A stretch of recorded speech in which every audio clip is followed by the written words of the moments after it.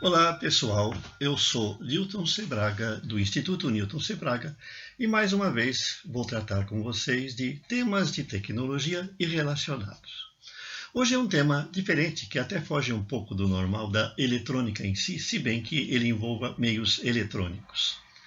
Um leitor me questionou sobre livros virtuais e livros físicos. Segundo esse leitor, um renovado professor teria dito que quem lê livros físicos aprende mais do que quem lê livros virtuais. É lógico, supondo-se que isso seja válido para o mesmo conteúdo. Pelo que eu sei, não existe uma pesquisa que demonstre que quem estuda uma lição por um livro virtual aprenda menos do que aquele que estuda a mesma lição pelo livro físico. Não existe um estudo estatístico, pelo que eu sei, que pegue pessoas de determinado nível escolar, que tenham todas o mesmo aproveitamento geral, e que as mandem estudar um determinado assunto, um grupo pelo livro virtual e o outro pelo livro físico, comparando o resultado.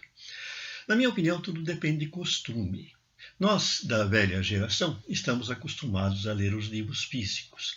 Então, nós já temos uma estrutura mental adaptada para assimilar o conteúdo deste tipo de obra. Já os jovens, eles já nasceram com o celular na mão. O jovem de hoje tem o celular na mão. E para eles, a estrutura mental que eles têm já é a de ler conteúdos pela internet, através do telefone celular ou de computadores. E é óbvio que são diferenças que vão se acentuar com o tempo. Também nós temos que considerar que existe acima de tudo isso os chamados audiobooks que estão chegando aí.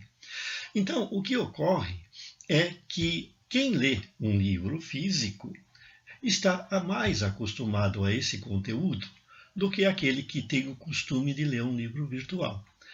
Se inverter a situação, os dois grupos de pessoas certamente terão aproveitamentos no entendimento do conteúdo diminuído. Então é um fato que precisa ser levado em conta antes de a gente afirmarmos que é o tipo de publicação ou o formato da publicação que influi no aprendizado. Nós temos algo mais envolvido nisso, é o costume. Levando em conta isso, é que existe sempre a possibilidade de que o leitor escolha o seu formato. Eu mesmo tenho os meus livros publicados no mundo inteiro, tanto no formato virtual como no formato físico. Cabe ao leitor escolher aquele formato de livro que mais lhe agrade. E vejam que, se a gente analisar bem, existem vantagens num tipo e vantagens no outro.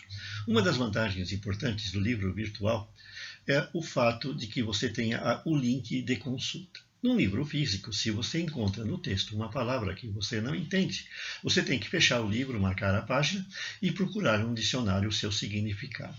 No livro virtual, os formatos que hoje existem permitem que você, ao clicar na palavra, tenha acesso a informações através de um mecanismo de busca, como por exemplo o Google.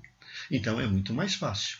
Também através do livro virtual, você pode localizar frases que você tenha assinalado com muito maior facilidade. E finalmente, o livro físico ele é ainda um pouco volumoso. Você não consegue carregar na sua mochila mais do que uma meia dúzia de exemplares. No entanto, no seu celular, você pode carregar uma biblioteca inteira com milhares de volumes. Tudo depende do costume de cada um. Eu forneço os meus livros nos dois formatos e brevemente no terceiro. E tem um fato interessante que mostra que realmente para gerações do futuro, talvez o livro físico seja coisa do passado, tanto que as grandes bibliotecas estão digitalizando os seus livros.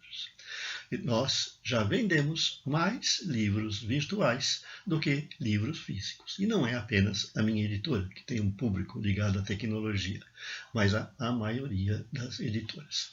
Apenas aqueles livros de consultório e de escritório que ficam na mesinha da sala de espera, que contêm fotos bonitas, é que ainda talvez estejam em fase de crescimento, no sentido de que a sua tiragem ainda não está tão reduzida. Até mais!